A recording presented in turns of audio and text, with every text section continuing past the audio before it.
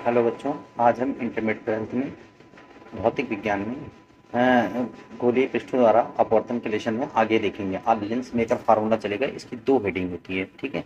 एक कहते हैं इसको लेंस मेकर फार्मूला। क्या कहते हैं? लेंस मेकर फार्मूला, ठीक है। ये हो जाएगा आपका लेंस मेकर फार्मूला करो, या इसको दूसरा कह सकते हैं पतले लेंस द्वारा। इसकी दूसरी हेडिंग होती है आपके पतले लेंस द्वारा अपवर्तन का सूत्र। पतले लेंस द्वारा अपवर्तन का सूत्र। इसकी दो कंडीशन होती है। पहले, जब लेंस के दोनों ओर माध्यम समान हो। पहली कंडीशन क्या है? जब लेंस के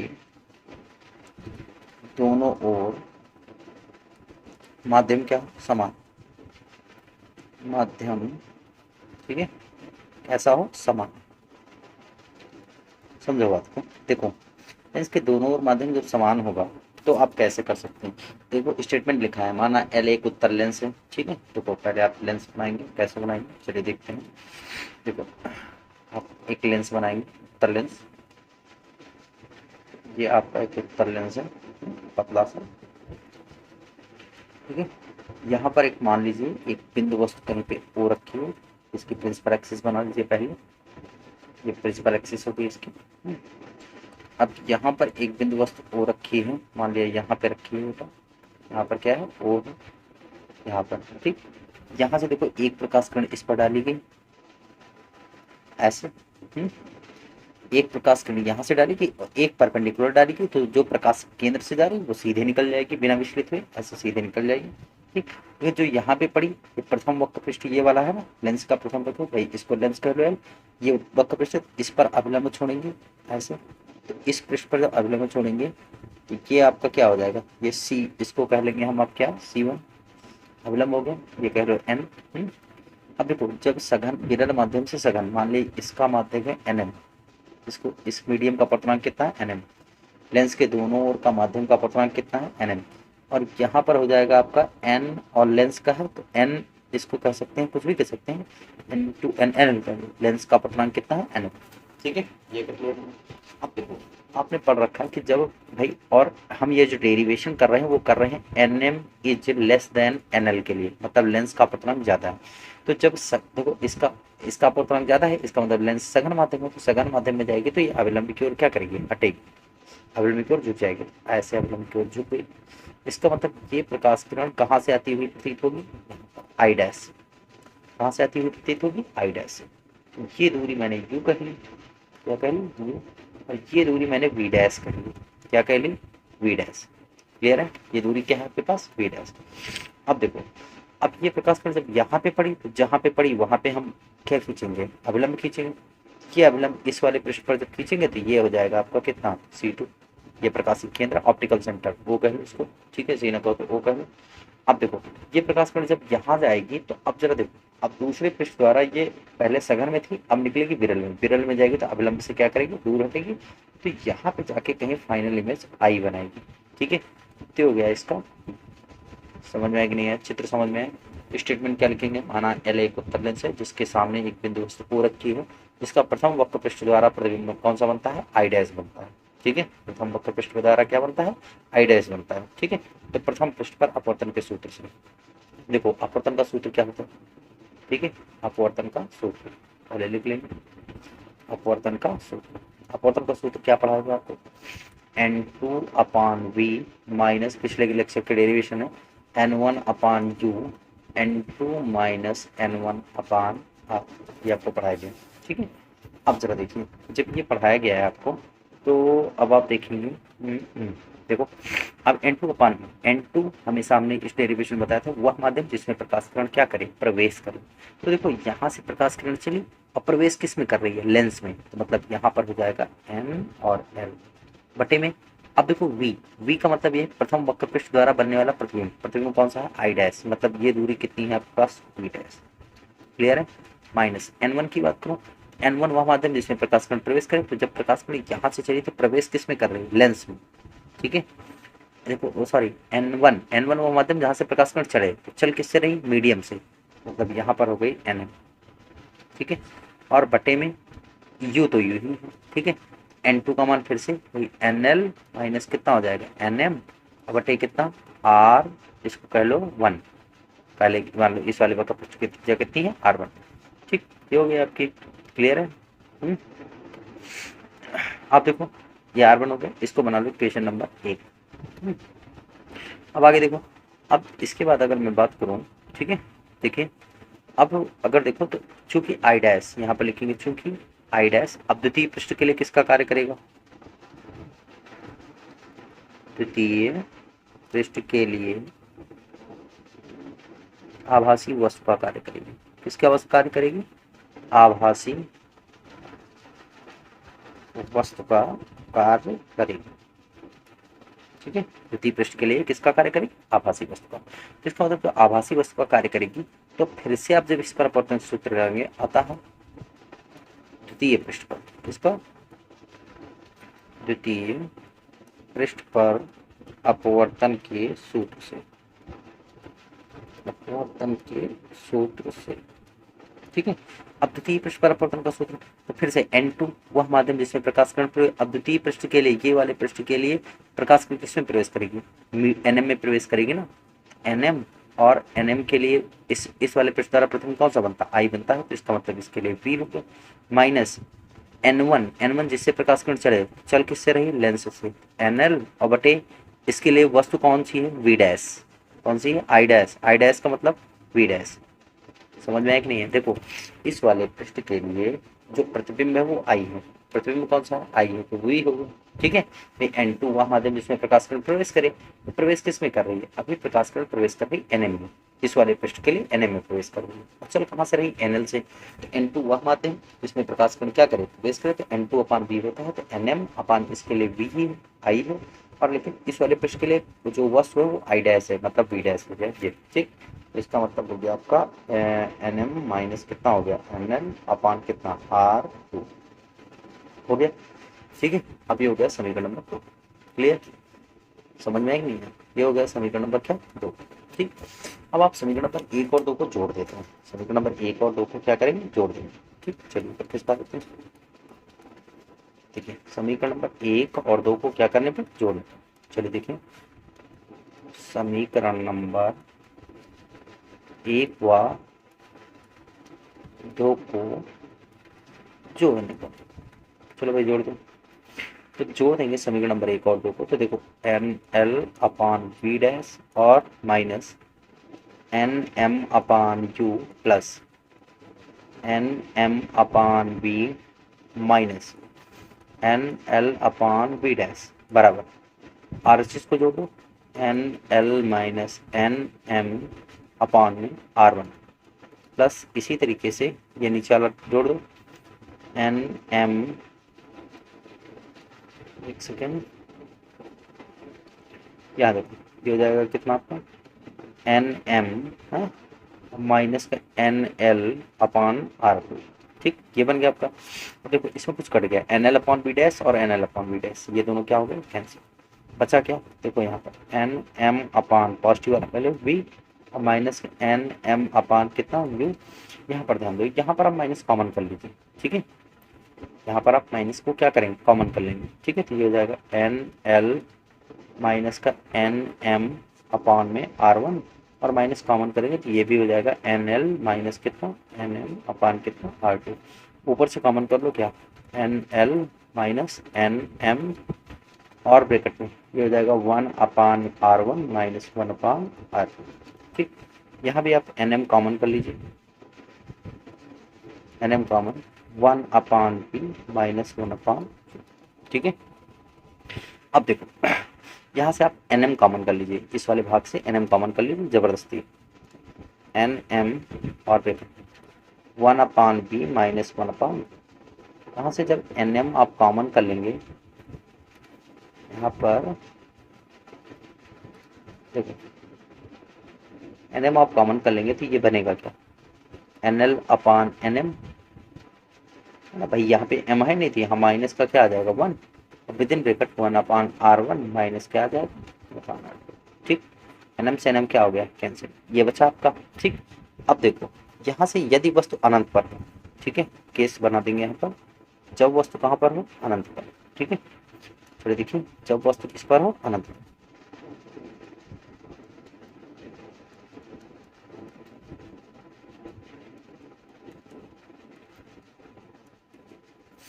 जब वस्तु कहाँ पर हो, अनंत पर हो। तो देखो जब वस्तु अनंत पर हो तो इसका मतलब u बराबर इन्फिनिटी हो जाएगा, और अनंत पर रखी, नियम पढ़ा गया, अनंत पर रखी वस्तु का प्रतिबिंब कहाँ पर बनता है, फोकस। अनंत पर का मतलब जैसे मान लो लेंस बना है, अब देखो लेंस अगर ये बना है तो इसका मतलब मुख्य अक्ष के अनंत पर है तो मुख्य अक्ष की समांतर आएगी और मुख्य अक्ष पर समांतर आने वाली प्रकाश बिंदु का प्रतिबिंब कहाँ पर बनता है, फोकस पर। क्लियर हुआ कि नहीं हुआ? ठीक, तो इसको हटा देते हैं। ये हो गया क्यू बराबर एन और पी बराबर आ जाएगा आपका किसका, एफ पर, फोकस पर। ठीक है, तो इसका मतलब ये फार्मूला चेंज होके अब बनेगा क्या, देखो ये हो जाएगा 1/f माइनस 1 कितना, इन्फिनिटी। यहाँ बनेगा आपका N L upon N M minus का 1 with in bracket 1/r1 minus 1/r2। ठीक, यहाँ पे 1/इन्फिनिटी की value 0, that means 1/f is equal to N L upon कितना, N M minus 1 with in bracket 1/r1 minus 1/r2। यही lens maker formula, यही lens maker सूत्र है। ठीक, चाहे जहाँ पे यूज करिए सब जगह पर सही है, मान्य है। क्लियर हुआ? चलिए आगे देखिए, ये इतनी बात, ये इतना टॉपिक सबको क्लियर हुआ? चलिए देखिए आगे।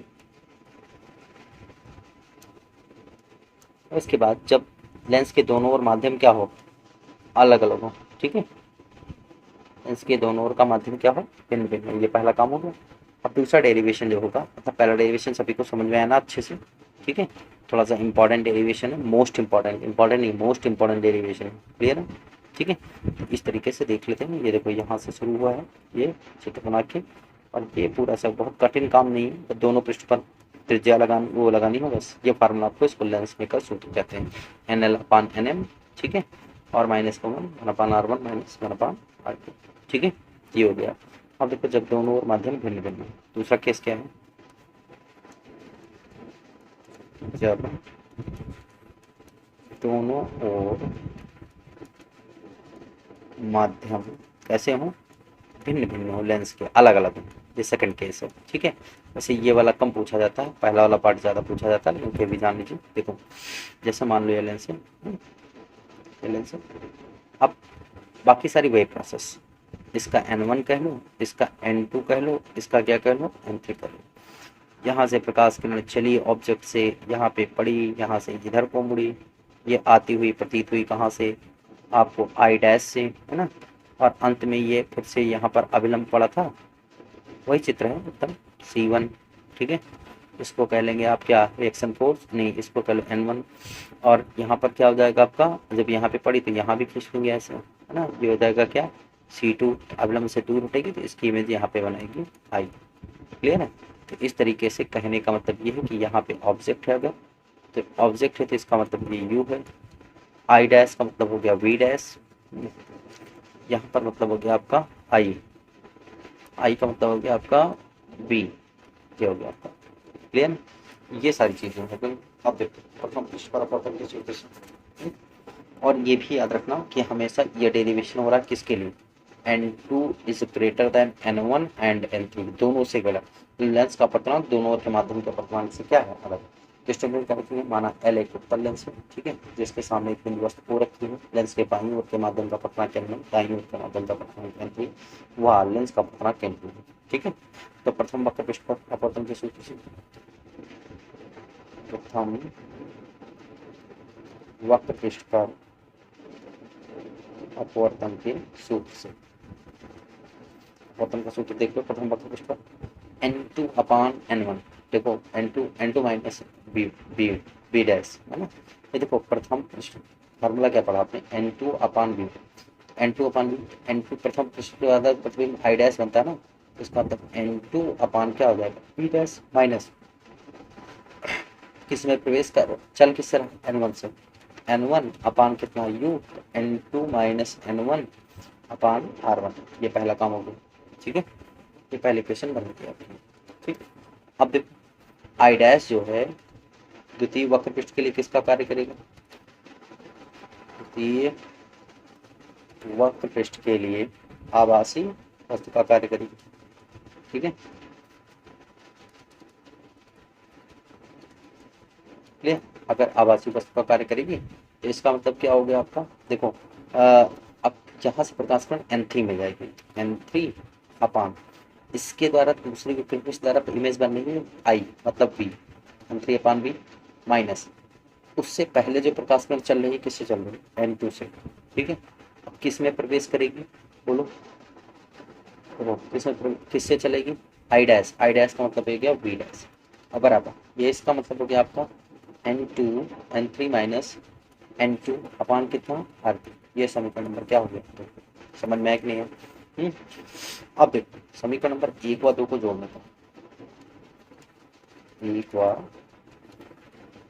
2 को जोड़, अगर जोड़ेंगे तो देखो एलएचएस दोनों जोड़ दो, N2 अपान V डैश है और माइनस N1 अपान V, ठीक है, प्लस N3 अपान V माइनस का N2 अपान V डैश, ये हो गया बराबर आरएचएस भी जोड़ दो N2 माइनस N1 अपान कितना R1, ठीक है, प्लस इसी तरीके से N3 माइनस N2 अपान R, ये हो गया। अब देखो इसमें ये दोनों कट रहे हैं तो बचा क्या होता है उसको लिख लो, बचा आपका N3 अपान V माइनस N1 अपान U बराबर N2 माइनस N1 अपान R1 और प्लस N3 माइनस N2 अपान R, बस ये इसका क्या हो जाएगा डेरिवेशन में। ठीक है, तो ये थोड़ा कम पूछा जाता है, पहला वाला पार्ट ज़्यादा पूछा जाता है। ठीक है, तो इस तरीके से ये आपका फार्मूला होगा। दो डेरिवेशन आज पढ़ाएंगे, ठीक है, दोनों डेरिवेशन तैयार करिए, ठीक है, फिर अभी नेक्स्ट लेक्चर, ओके, दो लेक्चर में छोटे छोटे वीडियो बने, छोटे छोटे, जिससे आप तैयार कर सके आसानी से। ओके, चलो देखो हेडिंग है आपके पास, लेंस की फोकस दूरी की लेंस की फोकस दूरी की अपवर्तनांक पर निर्भरता, अपवर्तनांक पर निर्भरता,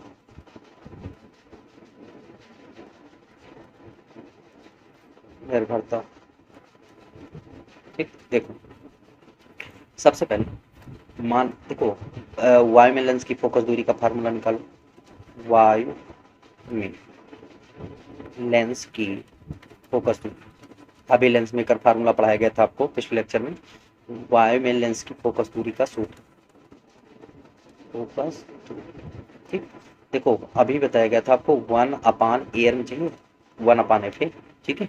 अब देखो आपको मैंने बताया था कि 1 अपान एफ ए एयर के लिए चाहिए, तो आपको ऊपर हो जाएगा भाई एनएम होगा ना, क्या हो जाएगा एनएम और एनएल बटे एनएम, एनएल बटे क्या एनएम। देखो जब वायु लेंस वायु में रखा है, तो लेंस जब वायु में रखा तो ऐसे कुछ है ना, इसका अपवर्तनांक एनएल मान लो, तो बाहर एक है हवा है ना, तो इसका अपवर्तनांक को अगर मैं एएनजी मान लूँ, क्या मान लूँ एएनजी, इसके अपवर्तनांक को क्या मान लें एएनजी, समझ में आई बात की नहीं है।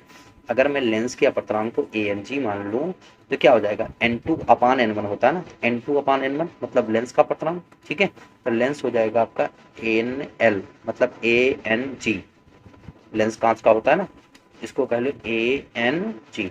मैं देखो चित्र बना देता हूँ समझो बात को, जैसे मान लो ये है, इसका अपवर्तनांक मैंने लिख लिया ANG। अब बाहर आपका मीडियम जो है वो 1 है, मीडियम का अपवर्तनांक कितना है 1, तो ANG और माइनस का 1 हो जाएगा और ब्रैकेट में वक्रता दीजिए तो आपकी वही रहेगा 1 अपान R1 माइनस कितना 1 अपान R2, ठीक है, ये बात समझ में आई कि नहीं है। ये हो गया आपका पहला क्वेश्चन, क्लियर। अब देखो जब इसके चारों ओर पानी भर दिया जाता है, ठीक है, जब चारों ओर क्या है, जब लेंस को ANL लिख लो, जब लेंस को ANL वाले मतलब ANL अपवर्तनांक वाले, देखो ANL अपवर्तनांक वाले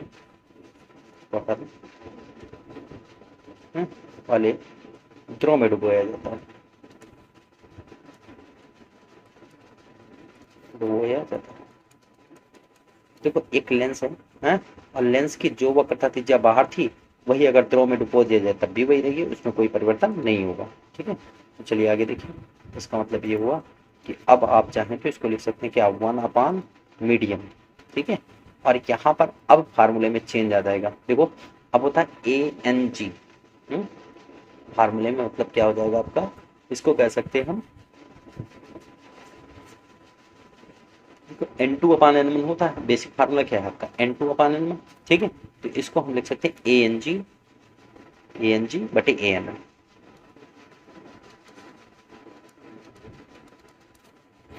और ब्रेकेट में 1/r1, इसमें कोई चेंज नहीं है, 1/r1 माइनस 1/r2। ये समीकरण नंबर 2 हो जाएगा। ठीक, अब मैं अगर समीकरण नंबर 1 को 2 से भाग कर दूं, समीकरण नंबर 1 को 2 से भाग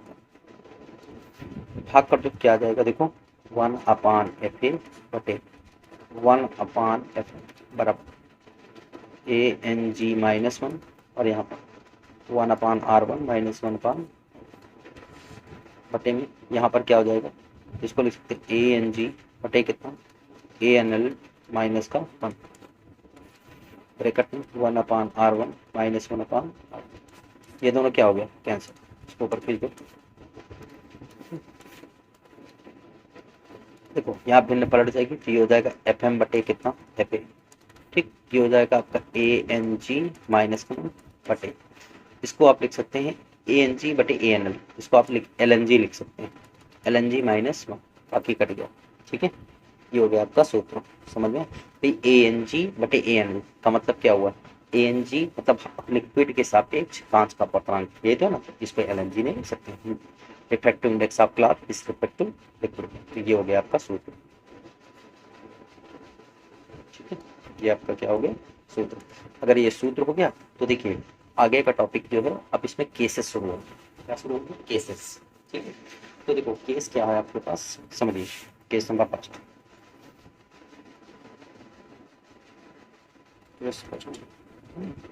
केस फर्स्ट क्या कहता है, if A N G is greater than A N L, है ना, मतलब A N G is greater than, मतलब ए एन जी का मतलब लेंस का अपांक, हाँ ए एन जी का मतलब जी मतलब ग्लास, ग्लास का मतलब लेंस, है ना।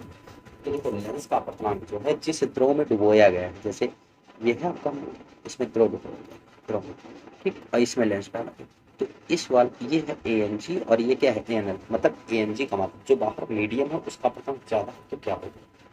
ठीक है, तो देखो अगर मैं ध्यान दूँ तो इस वाले डिटेल फॉर्मूले को, चूंकि सूत्र क्या है एफ एम बटे एफ ए और ए एन जी माइनस 1, और बटे इसका डिटेल वाला लिखो, ये वाला समझ में आएगा, ए एन जी बटे कितना, ए एन एल माइनस 1, इस फार्मूले को ध्यान दो। हमने क्या कहा, A N G is greater than A N L, मतलब ए एन जी की वैल्यू ए एन एल से बड़ी है। ठीक है, तो जरा डिनोमिनेटर में ध्यान दो, डिनोमिनेटर में ध्यान दो, चूंकि अगर मैं लिख रहा हूँ तो A N G is greater than क्या है, ए एन एल, मतलब डिनोमिनेटर में देखो एक बड़ी संख्या है, ये भिन्न की बड़ी संख्या मिल गई, मतलब इससे घटाएंगे, ठीक है, तो आपकी कुछ संख्या छोटी हो जाएगी, ऊपर बड़ी मिलेगी आपको। ठीक है, तो कुल मिला के ये सारी वैल्यू क्या हो जाएगी, एक से बड़ी, चेक करो, एक से क्या आ जाएगी, बड़ी। समझ में आया कि नहीं। ठीक है, देखो A N G is greater than N L है, इसका मतलब ये पूरी भिन्न एक से क्या हो जाएगी, बड़ी। ठीक है, पूरी भिन्न एक से क्या हो जाएगी, बड़ी, मतलब एफ एम बटे एफ ए जो है वो एक से क्या हो जाएगा, बड़ी। That means F M is greater than F A, F M is greater than F A, मतलब यहाँ से कहने का मतलब ये है कि F M is greater than F A का मतलब ये है कि जो है मीडियम में, मतलब जब किसी मीडियम में हवा की अपेक्षा अगर किसी माध्यम में डाल देते हैं, ठीक है, तो वहाँ से जो फोकस दूरी है वो बढ़ जाएगी। ठीक है, वहाँ से फोकस दूरी क्या हो जाएगी, बढ़ जाएगी। बात समझ में। आगे देखो केस नंबर 2, केस नंबर,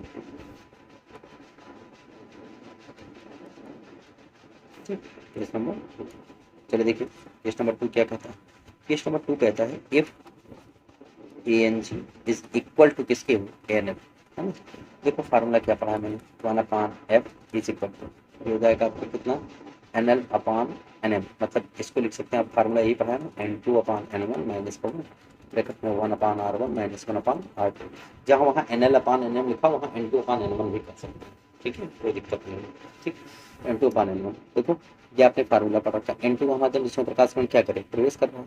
ठीक है, और देखो जरा अगर प्रवेश करें, मान लो ए एन जी और ए एन एल, क्या है, A N G is equal to A N L, तो कहने का मतलब ये है कि आपका ये दोनों बराबर हो जाएगा, इसको भी आप ए एन जी लिख सकते हैं, इसको भी ए एन जी लिख सकते हैं माइनस का 1, और ये 1/r1 माइनस क्या हो जाएगा, 1/r2, ये दोनों कट के 1 - 1 का मतलब 0, मतलब 1/f जो है 1/f का मान क्या हो जाएगा 0। मतलब ये जो पूरा है ये समतल प्लेट की मत क्या करेगा, व्यवहार करेगा।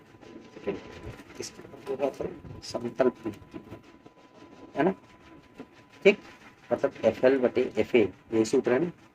वही सिंपल सी बात है कि आप ये सूत्र का यूज कर रहे थे यहाँ पर एफ ए, अगर एफ ए की बात करो ये हटा दो, पूरा केस है हटा दो। ठीक है, देखो उसी सूत्र का प्रयोग करो जो डेरिवेट करवाते हैं। ठीक है, तो सूत्र क्या यूज किया गया, एफ एल बटे एफ ए, ये सूत्र बताया गया था। एफ एल बटे एफ ए बराबर क्या पढ़ा था आपने, ए एन जी -1 बटे, यहाँ पर हो जाएगा ए एन जी अपान ए एन एल माइनस का 1। ठीक है, अब देखो अगर मैं यहाँ पे देखो ए एन जी और एन एल बराबर रख देता हूँ, तो ए एन जी -1 और बटे, यहाँ पर ए एन जी और बटे क्या रख दो, ए एन जी -1, ये कैंसिल, मतलब ए एन जी -1 बटे यहाँ पर क्या हो जाएगा आपका 1 -1 कैंसिल, मतलब एफ एल बटे एफ ए बराबर कितना, देखो एफ एल बराबर कितना हो जाएगा कि नहीं, ये अनंत आ जाएगा, क्या आ जाएगा अनंत। ठीक, एफ एल का मान क्या हो जाएगा अनंत, बता है ये संयोजन जो है वो किसकी तरह व्यवहार करेगा, समतल प्लेट की तरह, क्योंकि अनंत किसका होता है, समतल प्लेट का होता है। ठीक, समतल प्लेट की तरह। ठीक, समझ में आएगी नहीं।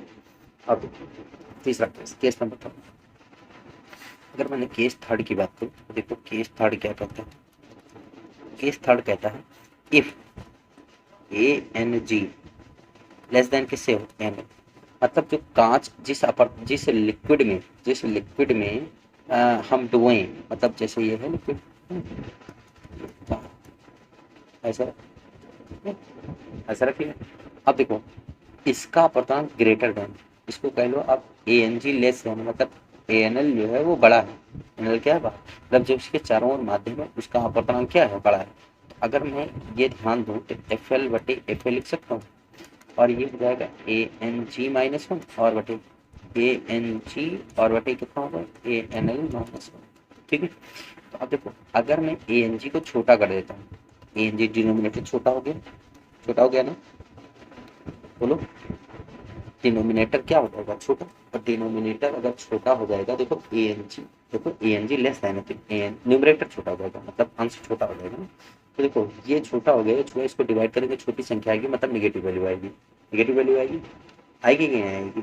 ठीक, तो यहाँ पर ए एन जी लेस देन, यहाँ भी आपको नेगेटिव मिलेगी। ओवरऑल कहने का मतलब ये पूरी भिन्न एक से क्या होगी छोटी, अर्थात एफ एल बटे F A is less than कितना 1, that means F L is less than कितना एफ ए।